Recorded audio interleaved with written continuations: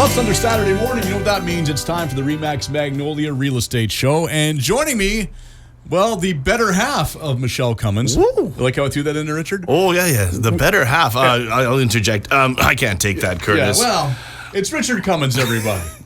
I just want to say that because I know Michelle will be listening going, hey! Yeah, wait a second. Yeah. She'll be calling in. Look, watch the phone Yeah, lines. I'll watch the phone there. Is it going to... They lit up? Oh. Didn't go off. Okay. Maybe she's sleeping in this one. It could... Yeah, like she ever sleeps in. Come on. She's actually already on the way to a horse ride with her new horse, Glory. Oh, okay. In the trailer on the way up somewhere. Very nice. Somewhere nice. Very, very cool. Nice day for a horse ride, too, So we were just talking about reviews, online reviews, things like that. Yeah, we were just chatting about that off the air, and we kind of got, just before we started the show, we kind of went off on a tangent. We had a fun tangent. A lot of things we probably couldn't say on air. No. But you've got a story for me, though, you said you were going to say for the air. Has this ever happened to you? Yelp or anything equivalent, like a thing where you have such tremendous service somewhere that you leave this glorious review, and then every time you go back to that business, it's just terrible. Yeah. It's like a curse. Yeah, no, I've had that. If you leave the review, it's almost like, now it's sort of like, do I leave the review? I'm getting such good service. I don't know if I don't know. Man. Is it a thing? I think it is. I think I believe it's called Murphy's Law. Murphy's Law. Yes. And he must be a race car driver because everybody talks about him. And I know. That's silliness. Curtis, this is a recruitment episode. A recruitment episode. Well, this is good. This is interesting because you have a slightly different perspective, obviously, on things because you, even though you obviously know a lot about real estate because you've been around it for 20 years. 20 years. But you're not a real estate agent, so to speak. I mean, you probably could sell a house, just not legally. Yeah, just don't tell anyone. That's right. You've probably got all the skill set by now. But, so we're gonna talk about, about being a real estate agent, getting into it and things like that. Yes, exactly. And we have Magnolia, which doors are now open. We've officially cut you were there? You were live on air? No, I was away. Oh, were you not there? Yeah, I know. My buddy Sean had to go there. Of course. You know what? Yeah, silly me. It was such a busy day anyway. Michelle picked a day where I was on Vancouver Island. And you couldn't change it. I got back late that night, so I could have raced over, but no, that's right. It was, of course, Harrison Highlands that we. That's right. We had fun there. We had lots of fun. Yeah.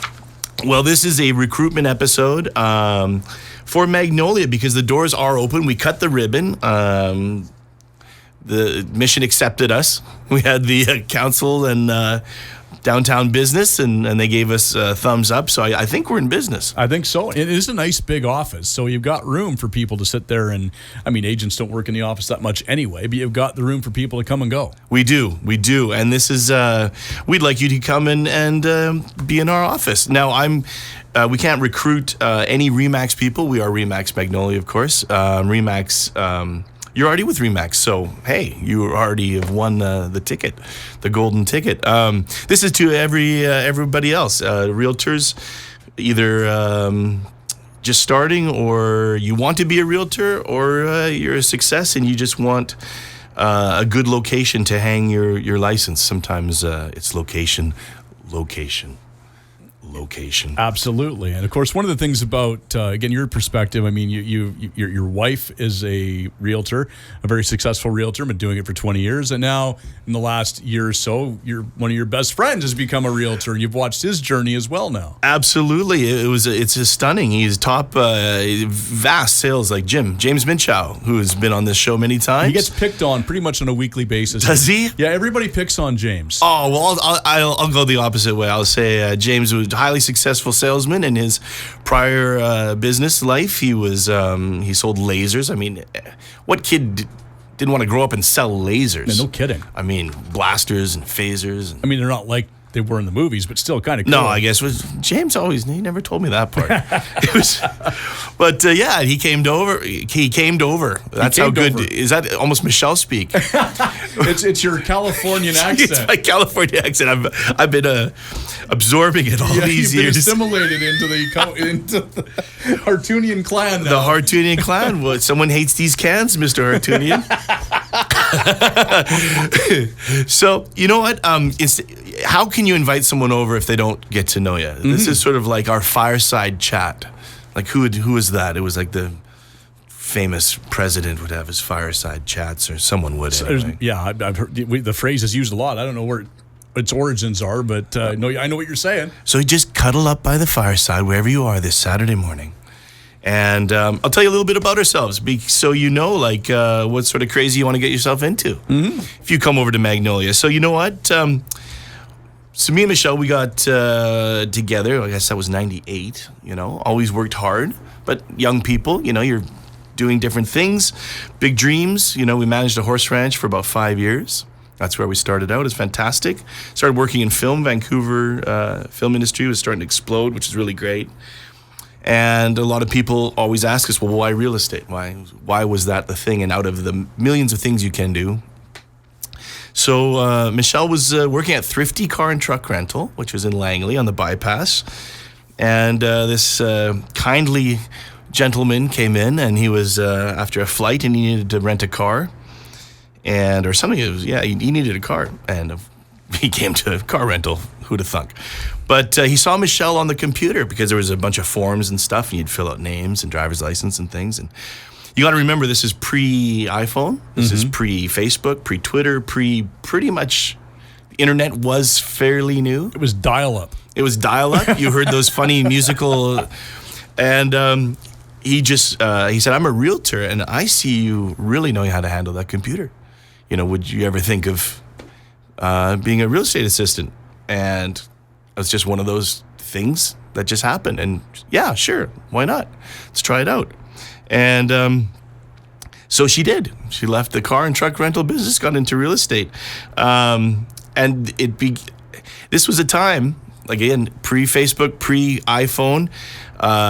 We had to do crazy things. So to get yourself out there, what would you do? You door knock. You have to literally move your feet, knock on doors. Networking was networking. Networking was networking, and you haven't lived as a realtor until someone has slammed the door in your face, as they did with Michelle, saying, I hate realtors. Slam. And it's like, so there's things like websites were new where you would buy a domain, like for a community. Like you'd buy the .com for like Fleetwood. And then it'd be like, everyone could go on there. There's a forum, and the community could share like recipes and things. And it was like, then you were the realtor of that community on this forum. So we took by all those kinds of things, like $2,500, you know, to get this thing. But that's, you know, it's sort of, as I was thinking about this, about, you know, all the things in the history of how we got to now, it's pretty crazy. I was working at a print shop then out in Vancouver. It was 2.5 hours in, 3.5 hours out. But it was a little independent print shop. We did like architectural drawings and different things. And in my off time, I got at cost, I could do anything. So I was making the business cards, postcards, flyers, all these things, which was like serendipitous that we could go out. And I'm talking, we'd print up the stats and hundreds of pages, and we'd go flyer them and like we're out till 10 at night. People think we're, you know, who's that? They didn't have ring bells, but like this dark figure coming up to their door and You're casing their house. Casing the house, leaving them these wonderful real estate stats. Right. We are casing the house. We want to sell it for you. Yes, yeah, exactly. Can you I know it's 10 o'clock, but we're cold and hungry. Coffee shops, going to coffee shops, things that we would do is we would take these stats and these printouts, and we'd kind of make a deal. We'd say, hey, if we buy such amount of gift cards, you know, can we leave our stats here? And they'd, yeah, sure, leave them on the bar tables. And we'd take these gift cards, you'd hand them out to people, you know, physical sort of interaction, human interaction. It was a very interesting business because it was tough.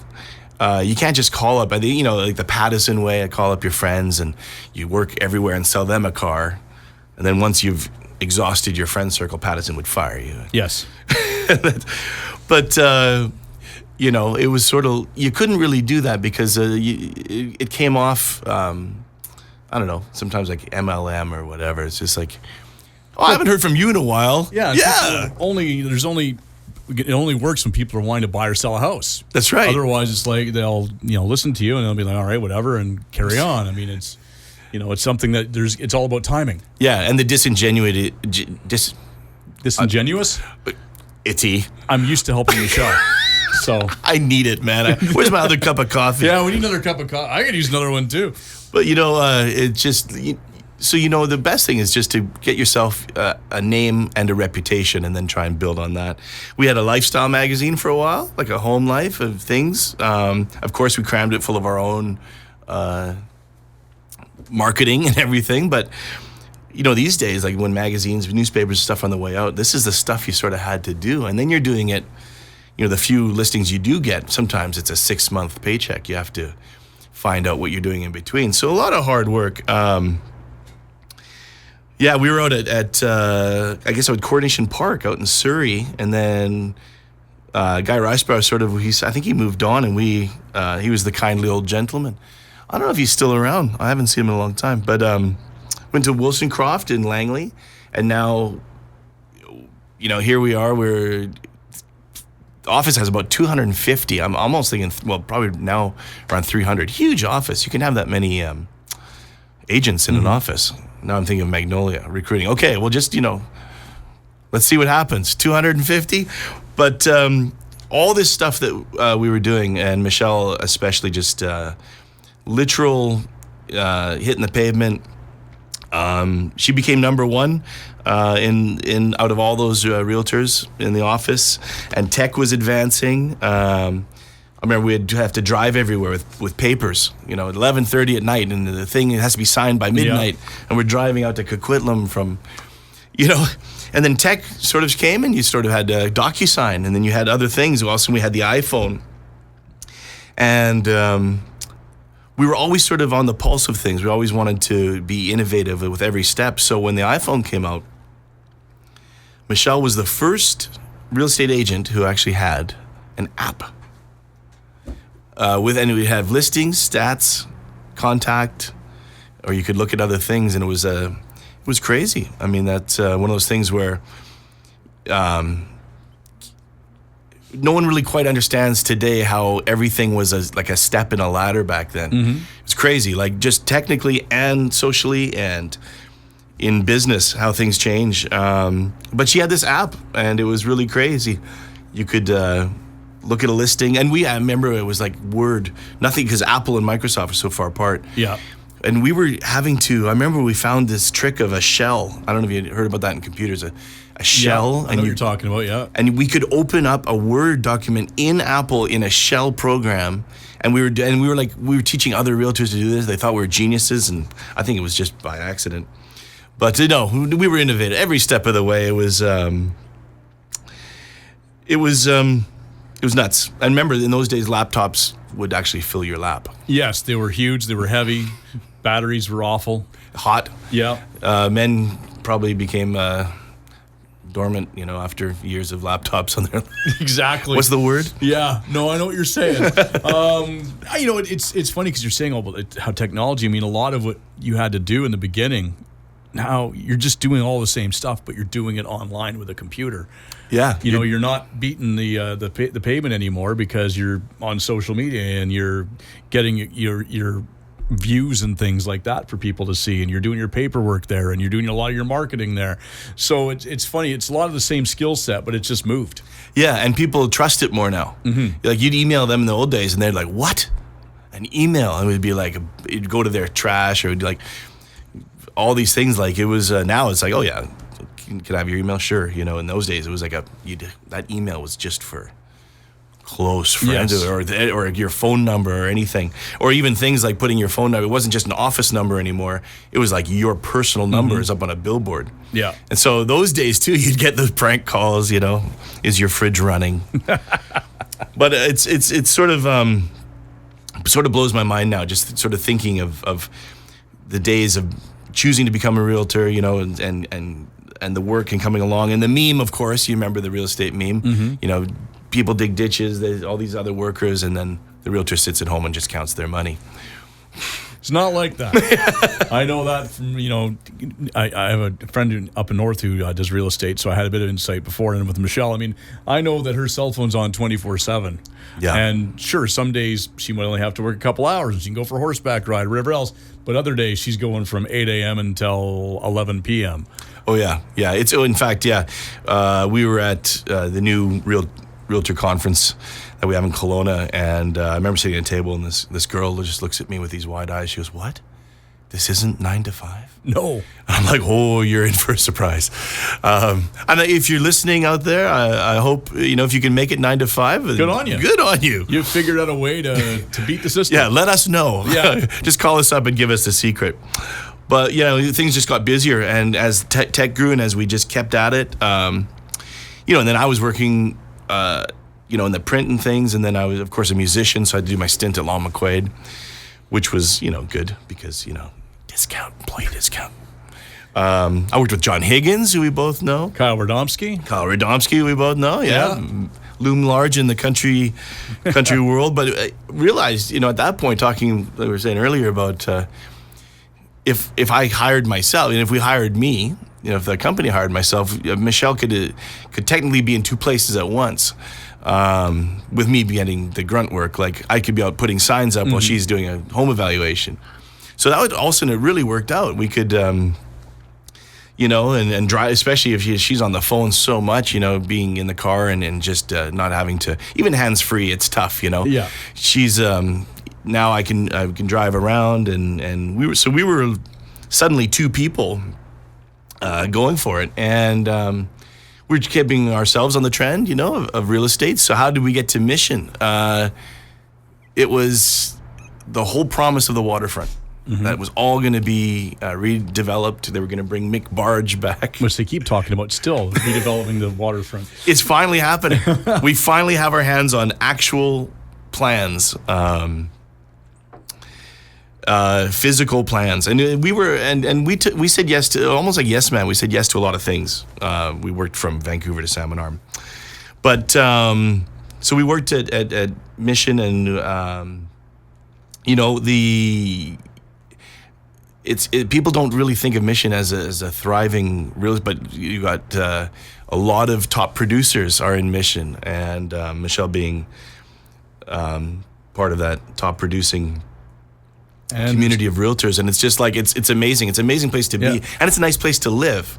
And there's talk, of course, that eventually that Silverdale expansion is going to, pretty much double the population. Yes. We've got the waterfront redevelopment. I mean, there's a lot of things that are going to be happening in Mission in the next 20, 30 years. Yeah, and that's the plan. And we so we had a Remax guy in the Mission area, and he kept calling Michelle. She's on the radar now. She's become a top producer, and Remax was always there for us. It was like a Microsoft or Apple. Remax was, you think of real estate, you think of it. And basically, we would have calls, we'd call people and they say, well, if you're with Remax. And we're like, really? But, they're Ford and Chevy type people. It's like, if you're part of this. But the holdout, so we started listening very intently to the Remax pitch, and we started to get the scope of it and catching the vision. And we decided to make that change, and it was a pretty big change because she's number one in a lot of her things, and there was so much is embedded at that point with your contacts and your signage and the things you've invested in, your websites, and now everything's got to change, right? Is it worth it? Sure enough, we moved over to Remax, and what did Han Solo say in The Force Awakens? It was all true. Yes. Going to say, don't ever tell me the odds. No, Yeah, it was, Yeah, I have a very bad feeling I have about a very this. bad feeling about this. I'm like, which line are you looking for? It was all true. It was all true. Floodgates opened. We did get the phone call. Now that you're with Remax, we've been watching you, and now, like, we were number one before, but now, so I mean, this growth, it actually was growth. It wasn't just a lateral move. We soaked it in, went to every conference, every convention. The global R4 is what Remax does with its community and culture is like we would have Bon Jovi, Maroon 5, Dierks Bentley, Blake Shelton. Like these were our private entertainment at R4s. Zach Brown, 10,000 realtors show up. You can't. It's like being at a rock show and it's rah rah rah for you know. And we learned so much at these clinics. But just started, it kept growing. Michelle became number one in Remax in Western Canada. And what that means is that's Vancouver to Winnipeg. Yeah. Everything's Western Canada. It goes where? To Spuzzum? No. Folks, it goes to Winnipeg. All the way to That's Winnipeg. the West. That kind of blew my mind. And a lot of these things, that each stepping stone, each thing one upon the other. So, of course, that got noticed by Remax, and she became now a speaker at these conferences and ended up getting her mentorship, where she's certified through Remax University to mentor and new licensees and bring them on the journey. So when an opportunity came to start her own brokerage, should that be the dun dun dun? I think dun dun dun. We'll probably take a quick break here. Good timing. And we'll get more into this now. Of course, people want more information. Of course, RemaxMagnoliaRealty.com is the website, right? Yes. Back with more right after this.